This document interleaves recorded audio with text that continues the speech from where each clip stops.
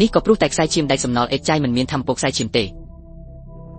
វាជាការល្អបំផុតក្នុងការផ្សំជាមួយនឹងពូជឈាមរបស់នាងខ្ញុំខ្លាចថាម្ចាស់របស់អ្នកមានឈាមថ្នាក់ទី7 probability នៃការបរាជ័យគឺខ្ពស់លើសពីនេះទៅទៀតពូជឈាមដែលគ្មានតម្លៃតើខ្ញុំអាចមើលថែកូនប្រុសរបស់ខ្ញុំបានល្អដោយរបៀបណាខ្ញុំនឹងមិនចូលរួមជាមួយពូជឈាមរបស់អ្នកខ្ញុំនៅទីនោះដោយធម្មជាតិខ្លួនរបស់ខ្ញុំតែខ្ញុំអាចបង្ហាញខ្លួនឯងជាមួយនឹងជីវិតរបស់ខ្ញុំវាមិនត្រឹមតែអាចញ៉ាស់កូនប្រុសរបស់អ្នកបានទេវាក៏អាចធ្វើឲ្យគាត់កាន់តែរឹងមាំផងដែរសូម្បីតែលើសពីអត្ថិភាពរបស់អ្នកក៏ដោយខ្ញុំមិនជឿថាពូជឈាមដែលគ្មានតម្លៃអាចផ្លាស់ប្ដូរអ្វីទាំងអស់នោះទេទោះបីជាអ្នកពិតជាមានល្បិចខ្លះនៅក្នុងដៃអាវរបស់អ្នកខ្ញុំជឿតែលើពូជឈាមដ៏ទេវភាពរបស់អ្នករាល់មនុស្សប៉ុណ្ណោះ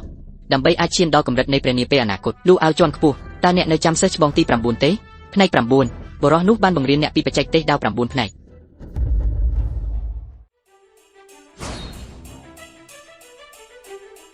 ដុំពេញចង្អុល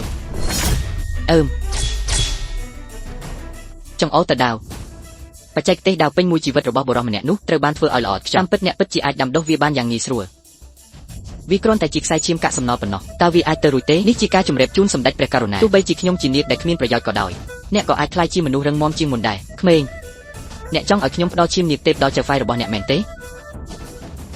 វាមិនមែនជារឿងមិនអាចទៅរួចនោះទេអ្នកត្រូវតែយល់ព្រមតាមលក្ខខណ្ឌ2របស់ខ្ញុំដរាបណាយុវជនជំនាន់ក្រោយមានសមត្ថភាពជំនាន់នេះនឹងធ្វើអ្វីគ្រប់យ៉ាងដែលវាត្រូវការដំបូងខ្ញុំទាមទារឲ្យអ្នកស្បោះប្រឆាំងនឹងអារក្សខាងក្នុងរបស់អ្នកខ្ញុំនឹងការពារកូនប្រុសរបស់ខ្ញុំជានិច្ច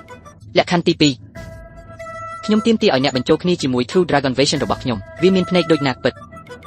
មានតែពេលនោះទេទើបខ្ញុំអាចប្រគល់កូនប្រុសរបស់ខ្ញុំទៅឲ្យអ្នកដោយសន្តិភាពនៃចិត្តខ្ញុំដែលគ្រាន់តែជាអ្នកដើរកាត់ម្នាក់សុខចិត្តស្បោះយ៉ាងមុតមមចំពោះកូនប្រុសរបស់ឡុងអាវជារៀងរហូតប៉ុន្តែតើភ្នែកនៃក្តីសង្ឃឹមរបស់នាគពិតជាអ្វីវាគឺជាវត្ថុបុរាណដ៏ទេវភាពដែលខ្ញុំទទួលបាននៅពេលនោះការងារនេះបានបង្កើតស្រទាប់នៃការរឹតបន្តឹងរួចហើយនៅលើផ្ទៃនៃភ្នែកនៃសេចក្តីពិតរបស់នាគពិតវានឹងកើនឡើងជាមួយនឹងកម្លាំងរបស់អ្នកស្រាយបន្តិចម្ដងសមត្ថភាពដ៏មានឥទ្ធិពលក្នុងពេលជាមួយគ្នានេះអារម្មណ៍ឈឺចាប់ក៏អាចបង្កើនកម្លាំងផ្លូវចិត្តរបស់អ្នកផងដែរវត្ថុបុរាណវេទមន្តស្រមុកខ្ញុំគ្មានហេតុផលអ្វីដែលត្រូវបដិសេធបុរាណវេទមន្តមួយការរួមបញ្ចូលជាមួយភ្នែកពិតនៃសេចក្តីពិតរបស់នាគពិតមិនមែនជារឿងងាយស្រួលនោះទេវាត្រូវឆ្លងកាត់ការសាកល្បងជាច្រើនប្រសិនបើការផ្សំបរាជ័យក្នុងករណីស្រាលភាពងឹតភ្នែកកើតឡើងចំពោះនៃធ្ងន់ធ្ងរបណ្ដាលឲ្យស្លាប់ហើយ probability នៃការស្លាប់របស់អ្នកគឺ80 probability នៃការខ្វាក់ភ្នែកគឺ20 probability នៃភាពជោគជ័យគឺមានតែមួយផ្លែតប៉ុណ្ណោះឈិនមីមិនចាំបាច់និយាយបន្ថែមទៀតទេស្រមុកឈិនមីមិនត្រូវការការពន្យល់បន្ថែមទេល្អនេះគឺជាភ្នែកនៃសេចក្តីពិតរបស់នាគពិតវាគឺជាវត្ថុបុរាណពិតប្រាកដសូម្បីតែអ្នកជំនាញកម្រិតអធិរាជក្បាច់គុណក៏ឃើញដែរពួកគេនឹងតស៊ូយ៉ាងស្វិតស្វាញដើម្បីវាខ្ញុំសង្ឃឹមថាអ្នកអាចបញ្ចូលវាបានដោយជោគជ័យប្រសិនបើអ្នកបរាជ័យខ្ញុំនឹងប្រគល់កូនប្រុសរបស់ខ្ញុំទៅឲ្យចៅហ្វាយរបស់អ្នកអស្ចារ្យណាស់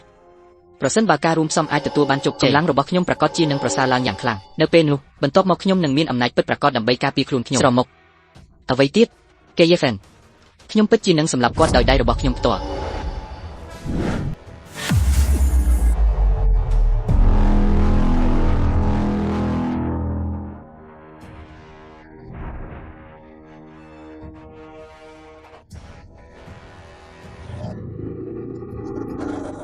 តើអ្នកជានរណាខ្ញុំជាម្ចាស់នៃវិមាននេះសិស្សរបស់អ្នកបានប្រឡងជាប់ហើយទទួលបានការយល់ព្រមពីអាសនៈនេះដំបូងឡើយខ្ញុំមានបំណងផ្ដល់ឈាមនាគដល់សិស្សឥតប្រយោជន៍របស់អ្នកប៉ុន្តែសិស្សហោះហើររបស់អ្នកបាននិយាយថាគាត់នឹងផ្ដល់ឲ្យអ្នកនៅពូជឈាមនាគទេវភាពពេលវេលាកំពុងអស់ហើយកុំមានចិត្តរមិលគុណ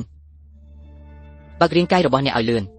ប៉ុន្តែកូនជាងងងតើគាត់ដឹងទេថាពូជឈាមដ៏ទេវភាពពិតជាមានន័យយ៉ាងណា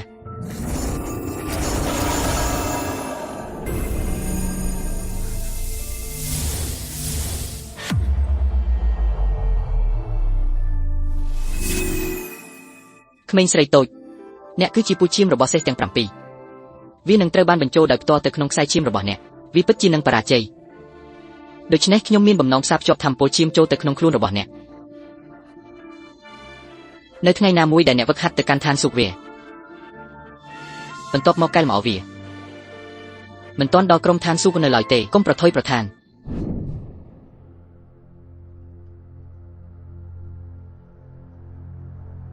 ការបង្កើតនេះពិតជាមានឥទ្ធិពលខ្លាំងប្រសិនបើវាពិតជាត្រូវបានបង្កឡើងប្រហែលជាមិនអាចឆ្លងកាត់បានទេខ្ញុំត្រូវទៅដល់ទីនោះជាបន្ទាន់ទម្រង់នេះត្រូវបានប្រើដើម្បីវិតម្លៃកម្រិតឈាមអ្នកដើរកាត់ទំនងជាកំពុងទទួលមរតករួចហើយ បានសម្រាប់អ្នកដែលឆ្លងកាត់ម្នាក់ពួកគេបានចាប់អ្នកស្នងតំណែងលោកគ្រូប្រកាសជាពេញចិត្តអាហឺយើងត្រូវតែរកដំណោះស្រាយដ៏ម៉ឺងម៉ាត់មួយដោយវិធីនេះប្រហែលជាខ្ញុំអាចប្រើ Emerald Body ដើម្បីសាកល្បងមើលការពង្រឹងរាងកាយ Emerald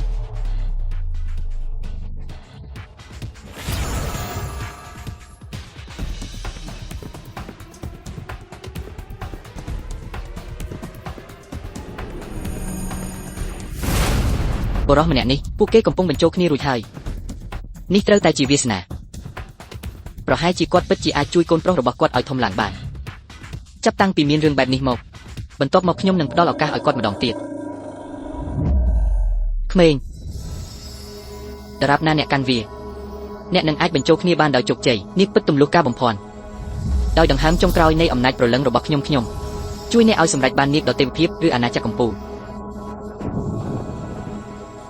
តើមានចេតនាអ្វីនៅពីក្រោយរឿងនេះមនុស្សម្នាក់ទៀតបានបោះជំហានចូលទៅក្នុងអច្ឆរិយៈថាមេនិកាយខាងក្នុងម្នាក់បានបោះជំហានចូលទៅក្នុងអច្ឆរិយៈដ៏ខ្ពស់នៃអាណាចក្រនៃអាណាចក្រយុស៊ីនិងមិនមានភាពឆ្លាតច្បាស់ទេអាណាចក្រយុគឺអច្ឆរិយៈដ៏ខ្ពង់ខ្ពស់បំផុតសត្វវមាសខាងវិញ្ញាណនៅក្នុងខ្លួនខ្ញុំពិតជាបានប្រែក្លាយទៅជាជីងចក់នាគដ៏ទេវភាពហើយក៏មានសត្វជីងចក់នាគរាប់សិបក្បាលផងដែរតើនេះជាអាណាចក្រដ៏ឧត្តមបំផុតនៃការឈានដល់អាណាចក្រមាសខាងវិញ្ញាណមែនទេគ្រាន់តែជាជំហានចុងក្រោយមួយប៉ុណ្ណោះ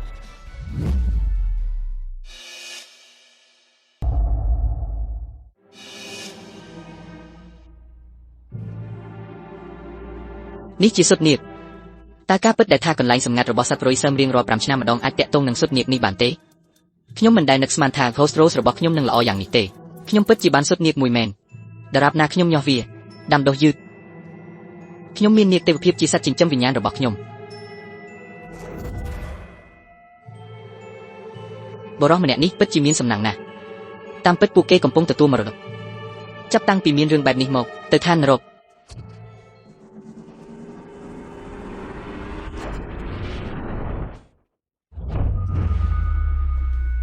ផ្កាកុលាបខ្មោចដូច្នេះវាជាបងស្រីច្បងរបស់ខ្ញុំជនក្បត់នៃនិកាយដាវខ្មោចរបស់យើងឥឡូវនេះនាងបានប្រែក្លាយទៅជាស្រីក្រមុំបរិសុទ្ធនៃនគរជាងយូវាជាការពិតដែលពួកគេនិយាយអ្នកប្រាជ្ញគួរតែត្រូវបានមើលដោយភ្នែកថ្មីបន្ទាប់ពីអវត្តមាន3ថ្ងៃរមៀលយ៉ាងលឿនកុំជ្រៀតជ្រែកជាមួយសិស្សរបស់ខ្ញុំក្នុងការទទួលមរតកបងស្រីច្បងជាមួយនឹងបុគ្គលិកលក្ខណៈរបស់អ្នកពួកគេគួរតែសម្លាប់ខ្ញុំចោលទាំងស្រុងប៉ុន្តែអ្នកមិនបានធ្វើទេជាមួយនឹងកម្លាំងបច្ចុប្បន្នរបស់អ្នកវាប្រហែលជាមិនមែនសំបីតែមួយទេខ្ញុំទើបតែទទួលបានមរតកឈាមនាគដ៏ទេវភាពទោះបីជាទទួលយកដោយជោគជ័យក៏ដោយយ៉ាងណាក៏ដោយរាងកាយរបស់គាត់ក៏បានរងការខូចខាតយ៉ាងធ្ងន់ធ្ងរផងដែរដោយសារតែឈាមនាគដ៏មានអំណាចអ្នកដឹងពីវិធីសាស្ត្ររបស់ខ្ញុំអ្នកមិនអាចបញ្ឈប់ខ្ញុំបានទេលោកគ្រូបានបញ្ជាទុកឲ្យខ្ញុំសម្លាប់កុំបន្ទោសប្អូនស្រីតូចថាគ្មានមេត្តាករុណាអីអ្នកដំណើរឆ្លងកាត់ឲ្យឧត្តមភាព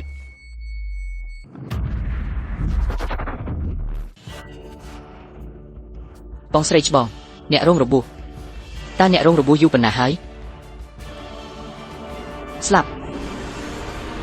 សិស្សស្លាប់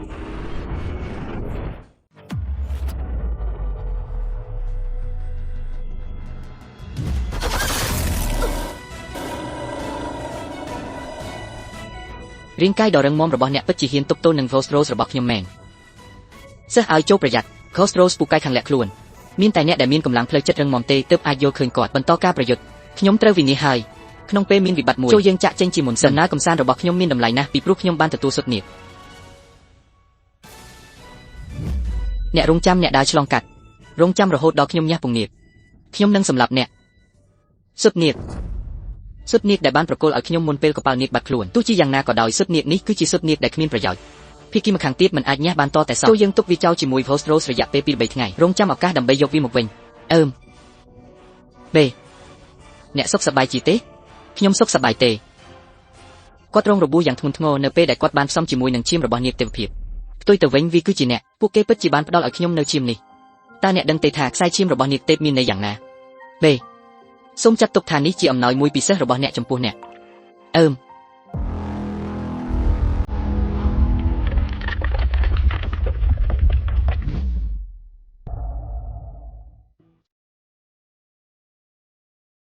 សិស្សអ្នកអាចចែកចង់នឹងព្យាបាលរបួសរបស់អ្នកនៅទីនេះខ្ញុំនឹងទៅប្រមូលអស្ត្របុរាណមួយចំនួន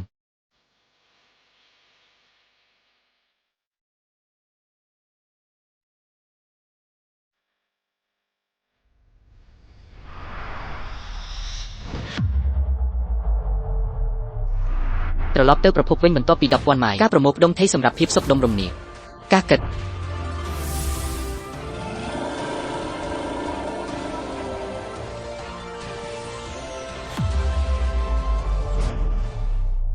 លាំងតើនេះជាអាណាចក្រនៃពុកនិងភាពសុខដុមរមនាមែនទេរបស់ខ្ញុំលើកនេះធ្វើឲ្យខ្ញុំចំណាយអស់ថ្មវិញ្ញាណថ្នាក់ទាប1000ការទម្លាយថ្មីបន្ទាប់ខ្ញុំមិនដឹងថាវានឹងត្រូវចំណាយប៉ុន្មានទេខ្ញុំបានឈានទៅដល់ពិភពពុកនិងសុខដុមរមនាត្រូវបានខូចគាត់បានរៀនពីសមត្ថភាពនៃភ្នែកពិតរបស់នាងពិត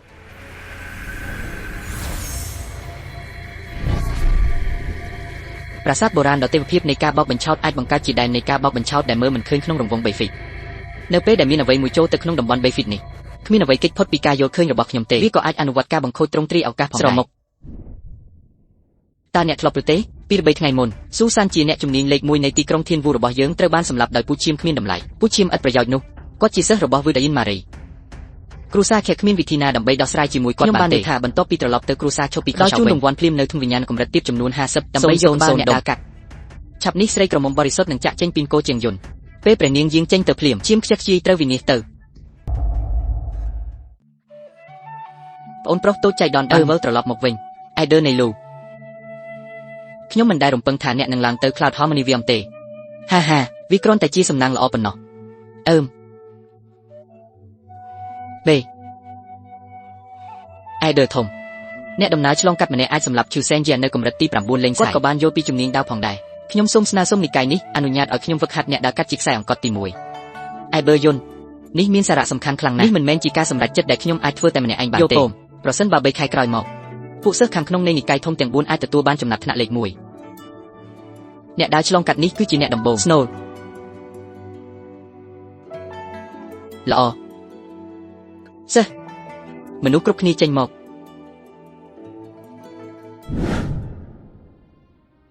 សិស្ស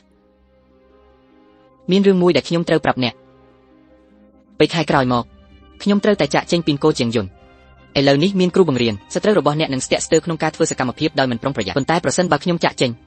ពួកគេប្រកាសជានឹងកំណត់គោលដៅអ្នកម្ដងទៀតដូច្នេះអ្នកត្រូវតែក្លាយជាសមាជិក Snow លេខ1 B អ្នកត្រូវចាក់ចេញពីគោជាងយន្តតើអ្នកកំពុងទៅណាតើគាត់នឹងត្រឡប់មកវិញទេ3ខែក្រោយមក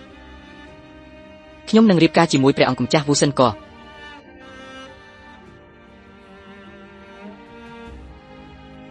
អ្នកត្រូវតែដាំដុះដោយឧស្សាហ៍ព្យាយាមក្នុងរយៈពេល3ខែនេះកុំឲ្យគ្រូរបស់អ្នកបារម្ភអីបេតើអ្នកដឹងទេថា Ghost Rose នៅណាគាត់បានលួចសុទ្ធនាគស្ដេចនាគបានប្រគល់ឲ្យខ្ញុំទុកឲ្យខ្ញុំមើលថែកូនប្រុសរបស់គាត់ដូច្នេះខ្ញុំត្រូវតែយកគ្រាប់កាំភ្លើងសិនឡុងមកវិញខ្ញុំដឹងថា Ghost Rose នៅណាទោះយ៉ាងណាក៏ដោយវាមិនស្រួលសម្រាប់ខ្ញុំក្នុងការទៅទីនោះទេជាមួយនឹងកម្លាំងបច្ចុប្បន្នរបស់អ្នកវាគួរតែអាចកម្ចាត់ Ghost Rose បានយ៉ាងណាមិញគាត់មានគំនិតឆ្លាតវៃជាច្រើនលើសពីនេះនាងមានជំនាញខ្លាំងក្នុងការប្រើប្រាស់បច្ចេកទេសល្បួងប្រយ័ត្នពេលឃើញគាត់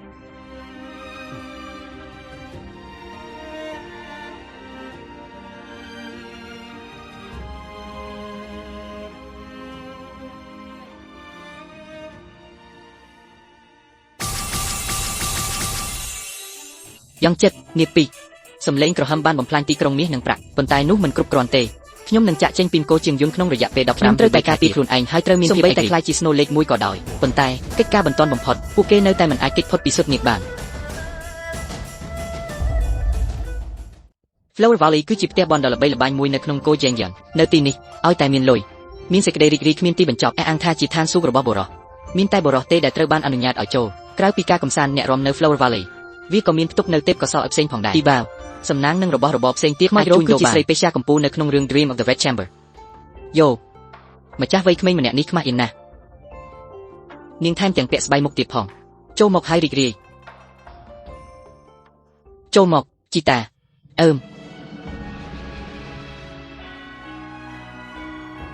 វាពិតជាឋានសួគ៌នៅលើផែនដីមែនលោកក្រៅវ័យក្មេងយើងមានក្មេងស្រីគ្រប់ប្រភេទនៅទីនេះតើអ្នកចូលចិត្តស្ទីលបែបណាខ្ញុំនឹងមើលថែអ្នកភ្លាមខ្ញុំកំពុងស្វែងរកតារាកម្ពុជារបស់អ្នកអូចៃដន្យមែនក្មេងស្រីរស់មិនស្រួលខ្លួនមិនអាចចេញមកជួបភ្ញៀវបានទេប៉ុន្តែ